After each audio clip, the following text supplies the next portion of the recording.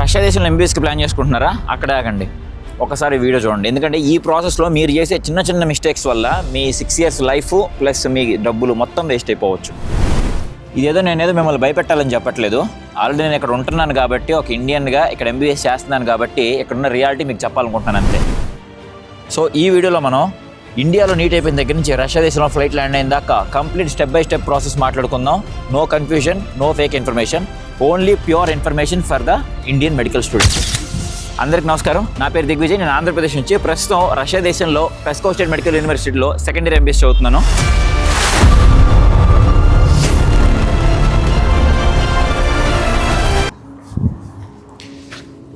అందరూ ఎలా ఉన్నారు? బాగున్నారా? పేరెంట్స్ ఎవరైనా చూస్తున్నట్టయితే కొత్తగా నా ఛానల్ని, అందరికీ నమస్కారం. నా పేరు దిగ్విజయ్.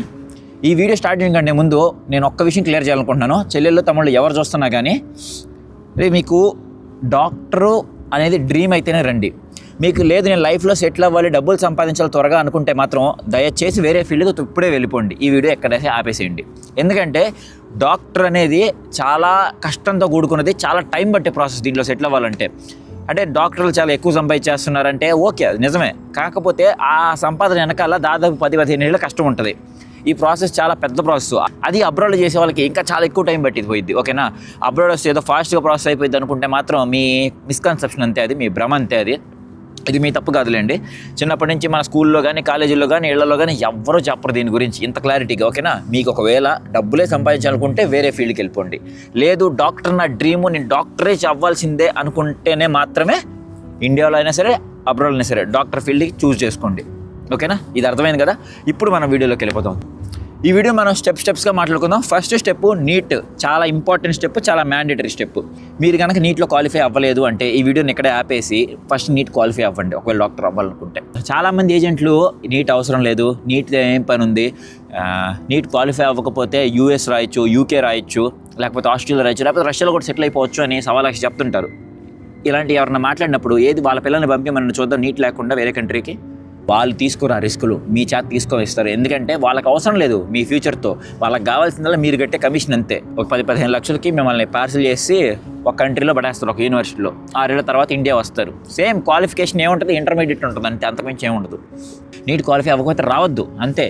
మీరు ఇగ్నోర్ చేస్తే దానికి నేనేం చేయలేను. దీంట్లో తర్వాత స్టెప్ వచ్చి యూనివర్సిటీ సెలక్షన్. చాలా ఇంపార్టెంట్ స్టెప్, జాగ్రత్తగా వినండి. ఇక్కడే మిమ్మల్ని ఏజెంట్లు మోసం చేస్తుంటారు. మీరు ఒక యూనివర్సిటీకి వెళ్తున్నారంటే నేను చాలాసార్లు నా వీడియోలో చెప్పాను, మీరు చూసుకోవాల్సిందల్లా 4 విషయాలే. ఎన్ఎంసీ అప్రూవ్డా, WHO అప్రూవ్డా, ఆ యూనివర్సిటీలో 6 years ఇంగ్లీష్లో టీచింగ్ జరుగుతుందా లేదా, ఇంకా లాస్ట్ 4వది వచ్చేసరికి ఆ యూనివర్సిటీ ఉన్న సిటీలో కాస్ట్ ఆఫ్ లివింగ్ ఎంత ఉంది అని చెప్పి. ఈ 4వ దాన్ని, కాస్ట్ ఆఫ్ లివింగ్ అనే దాన్ని ఏజెంట్లు హైడ్ చేస్తుంటారు. ఎవడో ఒక ఎదవ కామెంట్ పెట్టాడు, ఏజెంట్లు దాచేదే ఉంది దీంట్లో ఇదని చెప్పి. అరే ఎదవా, ఇదే దాచేది.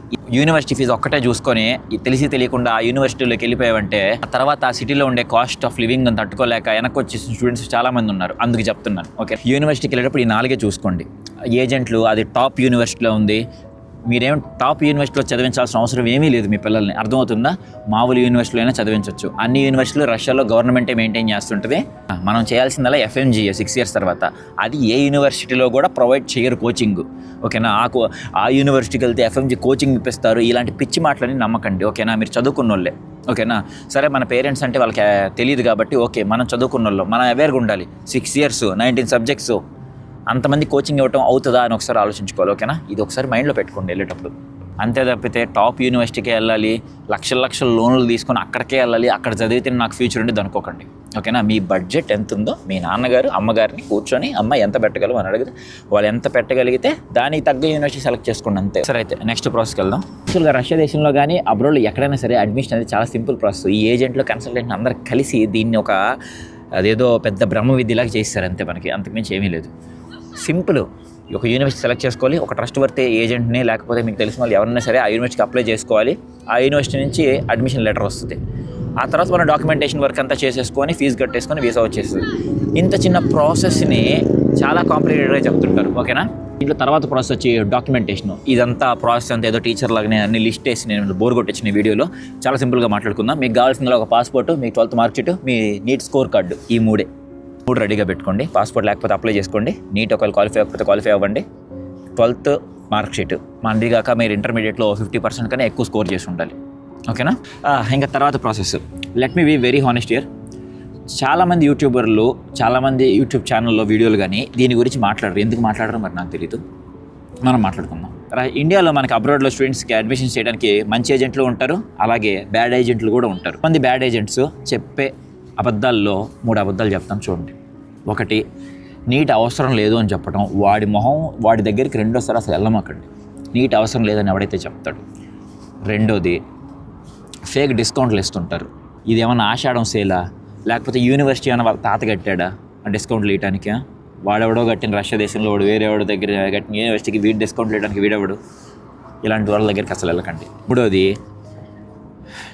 సీట్లు అయిపోతున్నాయి అని చెప్పేవాళ్ళు. సీట్లు అయిపోతున్నాయి త్వరగా ఫాస్ట్.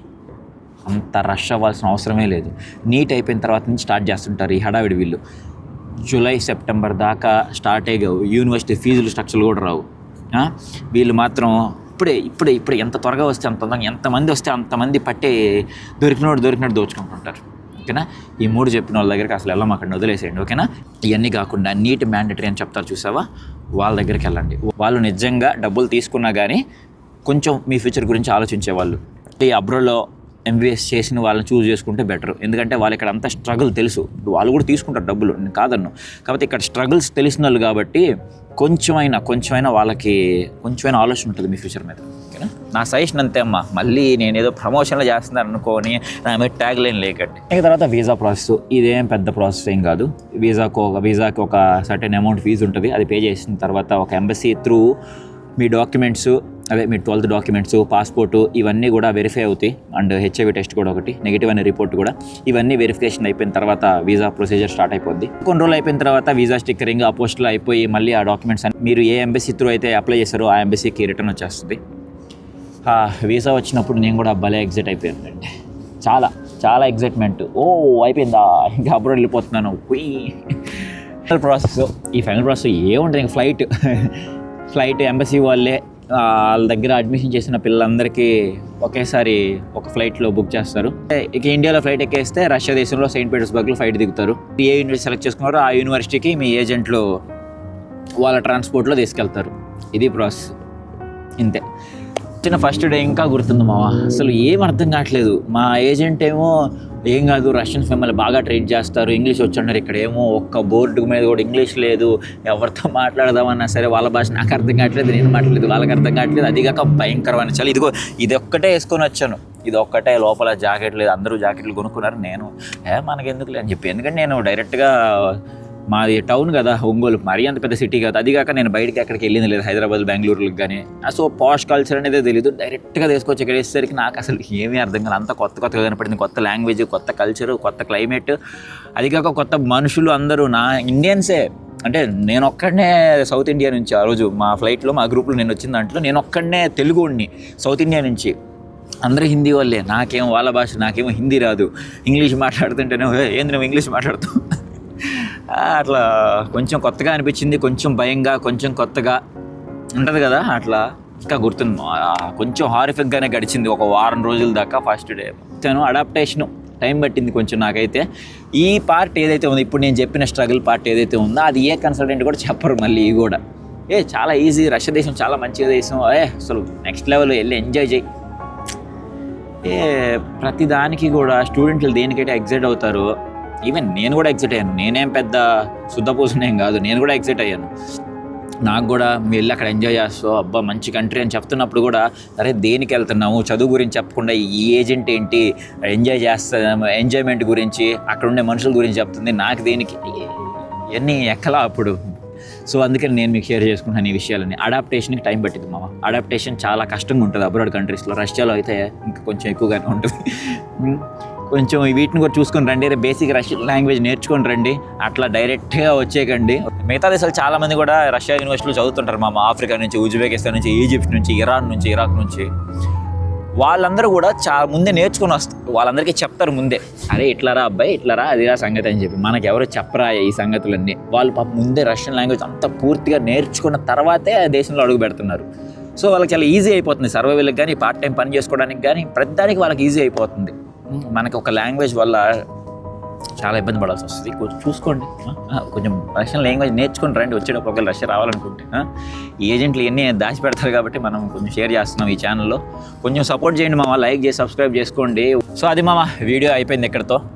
మొత్తం మనం షేర్ చేసుకున్నాం, మొత్తం మనం మాట్లాడుకుందాం. మీకు ఒక బెస్ట్ ఫ్రెండ్ లాగా మాట్లాడాను. మధ్యలో ఎక్కడన్నా రా అంటే కూడా అవి జస్ట్ మీతో ఈజీగా మీతో కమ్యూనికేట్ అవ్వడానికి నేను యూజ్ చేసిన పదాలు తప్పితే మిమ్మల్ని ఏదో మర్యాద లేకుండా మాట్లాడాలన్న థాట్ కాదు నాది.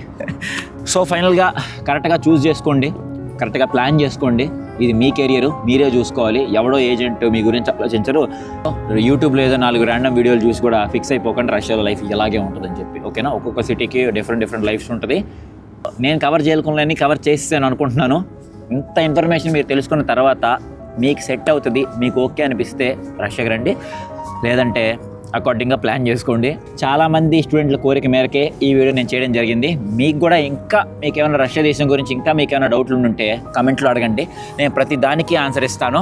నేను కూడా మీలాగే ఒక స్టూడెంట్ని, మీకు ఇన్ఫర్మేషన్ ఇవ్వడానికి ఈ ఛానల్లో. సో ఇట్లా క్లియర్గా ఇన్ఫర్మేషన్తో బుష్ అనే ఎఫెక్ట్ లేకుండా క్లియర్గా ఒక ఫేస్ టు ఫేస్ ఒక ఫ్రెండ్తో మాట్లాడుకునేటట్టు ఇలాగ ఇన్ఫర్మేటివ్ వీడియోస్ మీకు కావాలనుకుంటే ఈ ఛానల్ ఇప్పుడే సబ్స్క్రైబ్ చేసుకోవడం మాత్రం మర్చిపోకండి. సరే, మరి ఉంటాను. జై హింద్.